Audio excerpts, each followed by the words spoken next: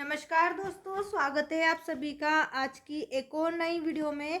आज यहाँ पर हम आपको राज्य शिक्षा केंद्र मध्य प्रदेश भोपाल विषय हिंदी कक्षा 6 का पेपर बताने वाले हैं।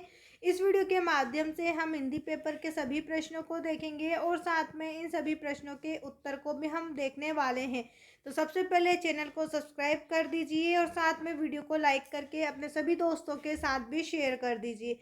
यहाँ पर हिंदी में सबसे पहले आपसे बहुविकल्पी प्रश्न पूछे जाएंगे। एक नंबर में प्रश्न नंबर 1 है, सम्राट अकबर तानसेन से कौन सा राग सुनना चाहते थे? तो सम्राट अकबर तानसेन से दीपक राग सुनना चाहते थे। आपको ऑप्शन ए पर टिक करना है। इसके बाद है प्रश्न नंबर 2, हमारा शरीर तत्वों से मिलकर बना है। यहाँ पर हम आंसर लगाएंगे ऑप्शन बी, हमारा शरीर 5 तत्वों से मिलकर बना है। इसके बाद प्रश्न नंबर 3 है, सीधे खड़े होकर की जाने वाली यौगिक क्रिया किस अंग के लिए है? तो सीधे खड़े होकर की जाने वाली क्रिया कमर के लिए होती है। आपको ऑप्शन सी पर टिक करना है। प्रश्न नंबर 4 है, एक ही शब्द के 2 बार आने पर किस चिन्ह का प्रयोग होता है? एक ही शब्द के 2 बार आने पर योजक चिन्ह का प्रयोग होता है। प्रश्न नंबर 5 है, पुष्प सुमन और कुसुम शब्द क्या है? तो यहाँ पर पुष्प सुमन कुसुम जो है वो समानार्थी शब्द हैं। आपको ऑप्शन ए पर टिक करना है। इसके बाद अगला प्रश्न यहाँ पर आप देखिए, आपसे रिक्त स्थान पूछे गए हैं। रिक्त स्थान में प्रश्न नंबर 6 में आपसे पूछा है, सूर्य केवल प्रकाश और ताप ही नहीं देता बल्कि और लंबी उम्र भी प्रदान करता है। तो यहाँ आपको लिखना है शक्ति। रिक्त स्थान में आपको लिखना है शक्ति। सूर्य केवल प्रकाश और ताप नहीं देता बल्कि शक्ति और लंबी उम्र भी प्रदान करता है। प्रश्न नंबर 7 है, तपस्वी को छू नहीं पाता। तो आपको लिखना है मोह माया। तपस्वी को मोह और माया छू नहीं पाता। प्रश्न नंबर 8 है, जनजाति को भी कहा जाता है। जनजाति को आदिवासी भी कहा जाता है। आपको रिक्त स्थान में आदिवासी लिखना है। प्रश्न नंबर 9 है, संज्ञा शब्दों के स्थान में प्रयोग होने वाले शब्दों को कहते हैं। तो संज्ञा के स्थान पर प्रयोग होने वाले शब्दों को हम सर्वनाम कहते हैं। इसके बाद प्रश्न नंबर 10 से बूढ़ा का तत्सम शब्द है। बूढ़ा का तत्सम आपको वृद्ध बताना है। रिक्त स्थान में आपको यहाँ पर वृद्ध लिख देना है। बूढ़ा का तत्सम शब्द वृद्ध है। इसके बाद हम बात करें प्रश्न उत्तर पर, तो यहाँ आपसे अति लघु उत्तरीय प्रश्न उत्तर 2 नंबर में पूछे जाएंगे। विनम्रता का हमारे जीवन में क्या महत्व है? उत्तर आपको यहाँ पर इस तरीके से बताना है। विनम्रता से व्यक्ति सफलता के शिखर पर पहुँचता है।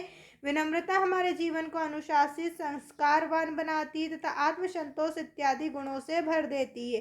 प्रश्न नंबर 12, यम और नियम के कितने प्रकार होते हैं? तो यम के 5 प्रकार होते हैं, अहिंसा, सत्य, असत्य, ब्रह्मचर्य और अपरिग्रह। इसी प्रकार नियम के 5 है, शोध, संतोष, तप, स्वाध्याय और ईश्वर प्राणिधान। प्रश्न नंबर 13 है, व्याकरण परिवार में विशेष शब्द का क्या महत्व है?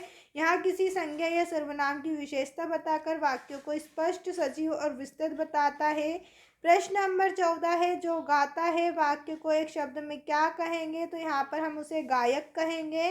प्रश्न नंबर 15 है, ई प्रत्यय लगाकर 2 शब्द। तो आपको भारतीय और राजकीय लिख देना है।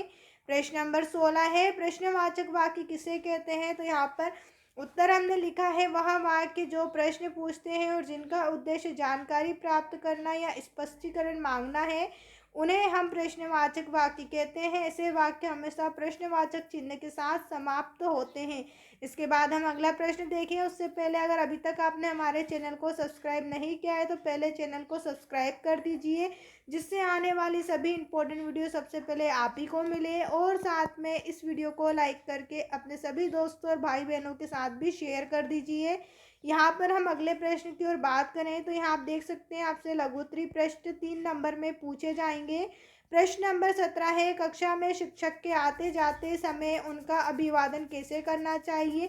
तो शिक्षक के आते जाते समय हमें उनसे नमस्ते सर, मैडम कहकर या फिर धन्यवाद कहकर अभिवंदन करना चाहिए। इस तरीके से आपको इसका पूरा उत्तर बता देना है।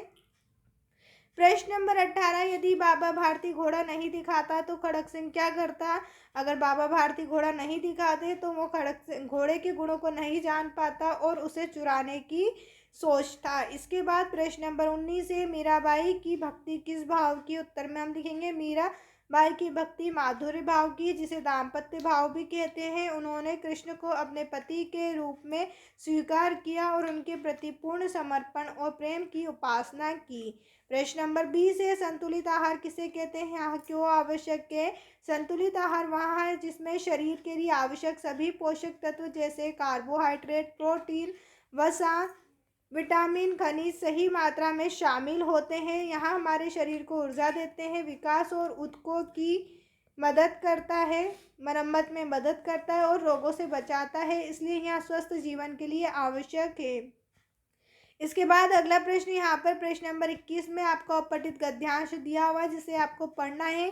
उसके बाद नीचे कुछ प्रश्नों के उत्तर देना है, जैसे सभी धर्म किसे पूज्य है, तो इसका उत्तर आप पहली लाइन में देखेंगे। शिवा के लिए सभी धर्म पूज्य है, तो यहाँ पर आपको लिख देना है शिवा के लिए सभी धर्म पूज्य है। नंबर 2, शिवा कैसे राज्य की स्थापना करना चाहता है, तो यहाँ पर आप देखिए सच्चे स्वराज की स्थापना करना चाहता है। वहाँ कैसे स्वराज की स्थापना करना चाहता है? सच्चे स्वराज की। यहाँ पर आपको उत्तर में लिखना है सच्चे स्वराज की स्थापना करना चाहता है। प्रश्न नंबर 3 है, उपयुक्त गद्यांश का उचित शीर्षक, तो इसका शीर्षक आप लिखेंगे शिव का स्वराज और धर्मनिरपेक्षता। प्रश्न नंबर 22 है, योजक चिन्ह वाले कोई 4 शब्द, तो योजक चिन्ह वाले 4 शब्द आप लिख सकते हैं माता पिता, लाभ हानि, कभी कभी और साथ साथ। इसके बाद अगले प्रश्न में आपसे दीर्घोत्तरीय प्रश्न पूछे जाएंगे। यह प्रश्न आपसे 5 नंबर में पूछे जाएंगे। प्रश्न नंबर 23 है, दिए गए बिंदुओं पर 2-2 वाक्य लिखिए। संतुलित आहार पर 2 वाक्य आपको बनाना है और व्यायाम के ऊपर, संतुलित आहार के ऊपर हम वाक्य बनाएंगे हमें संतुलित आहार खाना चाहिए और संतुलित आहार शरीर को स्वस्थ रखता है। इसी प्रकार व्यायाम के ऊपर हम वाक्य बनाएंगे रोज व्यायाम करें।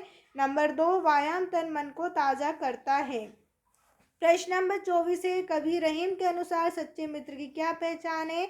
उत्तर लिखेंगे कवि रहीम के अनुसार सच्चे मित्र वही होते हैं जो मुश्किल समय भी हमारा साथ नहीं छोड़ते, दुख हो या सुख सदा हमारे साथ रहते हैं। प्रश्न नंबर 25 है, अपने पिताजी को एक पत्र लिखिए जिसमें आपके अर्धवार्षिक परीक्षा की जानकारी हो, तो यहाँ पर अपने पिताजी को एक पत्र लिखना है जिसमें आपने अर्धवार्षिक परीक्षा की जानकारी के बारे में बताया। तो आप इसका स्क्रीनशॉट ले लीजिए या फिर इसको अपनी कॉपी में भी नोट डाउन कर लीजिए।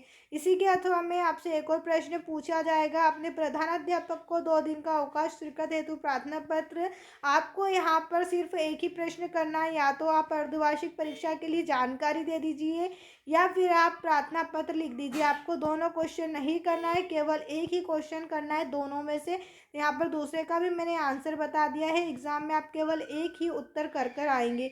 अब इसके बाद प्रश्न नंबर 26 है, किसी राष्ट्रीय त्यौहार पर निबंध लिखना है। राष्ट्रीय त्यौहार आप स्वतंत्रता दिवस या फिर गणतंत्र दिवस पर भी लिख सकते हैं, दोनों में से किसी एक पर आपको लिखना है। यहाँ पर हमने स्वतंत्रता दिवस पर निबंध लिखा हुआ है, आप इसका स्क्रीनशॉट ले सकते हैं या फिर इसी को याद कर सकते हैं। उम्मीद है आपको हमारी ये वीडियो पसंद आई होगी। अगर अभी भी कोई डाउट है तो आप मुझसे कमेंट करके पूछ सकते हैं। साथ में कमेंट करके ज़रूर बताना कि आपको हमारी वीडियो कैसी लगी। वीडियो देखने के लिए आप सभी का धन्यवाद। चैनल को सब्सक्राइब करना बिल्कुल ना भूलें।